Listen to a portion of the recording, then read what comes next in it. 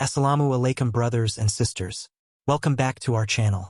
Today we delve into a significant debate on Islam's perception in the modern world, particularly addressing the points raised by Douglas Murray. Grab your coffee, sit back, and join us as we unpack these complex issues with nuance and empathy. Let's get straight to it. Douglas Murray argues that Islam as a religion is more sensitive to criticism than others. But is this really the case? Or is there more to the story? First, let's address the idea that Islam is uniquely sensitive to criticism. Historically, Islam has experienced internal debates and external critiques for over 1,400 years. Scholars like Al-Ghazali and Ibn Rushd engaged in intense theological and philosophical discussions, reflecting a rich tradition of intellectual diversity within Islam.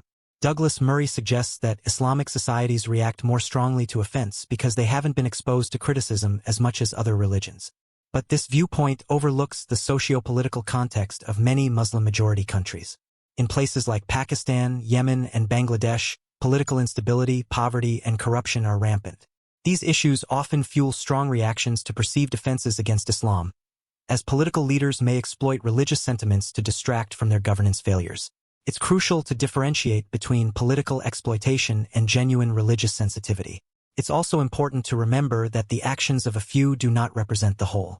The violent reactions that often grab headlines are not representative of the broader Muslim community, which generally seeks peace and harmony. The portrayal of Islam as inherently more violent or sensitive to critique is not only inaccurate but also harmful. It feeds into stereotypes and fuels Islamophobia, leading to further division and misunderstanding. Now let's tackle the issue of free speech and respect for religious beliefs. Douglas Murray mentions that other religions have learned to handle ridicule and criticism.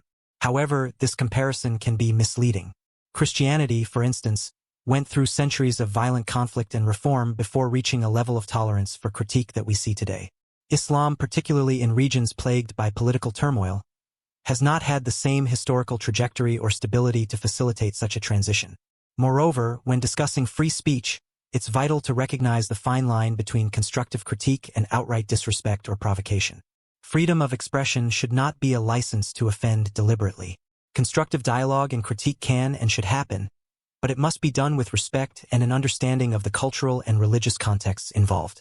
This approach fosters mutual respect and learning, rather than hostility and division. Douglas Murray also highlights the issue of censorship and self-censorship in discussing Islam. While it's true that some fear violent reactions, this should not lead to generalizations about the entire Muslim community. The vast majority of Muslims engage with their faith and the modern world peacefully and thoughtfully. It's essential to amplify these voices rather than focusing solely on the extremes. In summary, the discourse on Islam and its reception in the modern world needs to be nuanced and informed. We must distinguish between political manipulation and genuine religious sentiment, and between respectful critique and offensive provocation. Thank you for watching. If you found this discussion insightful, don't forget to like and subscribe, and share your thoughts in the comments below. Let's continue to engage in respectful and meaningful conversations.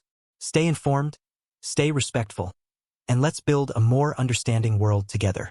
To help support our new channel in a small way, it would be greatly appreciated if you can hit the like button and consider subscribing to our channel. In the meantime, stay open-minded and we hope to see you again in the next video.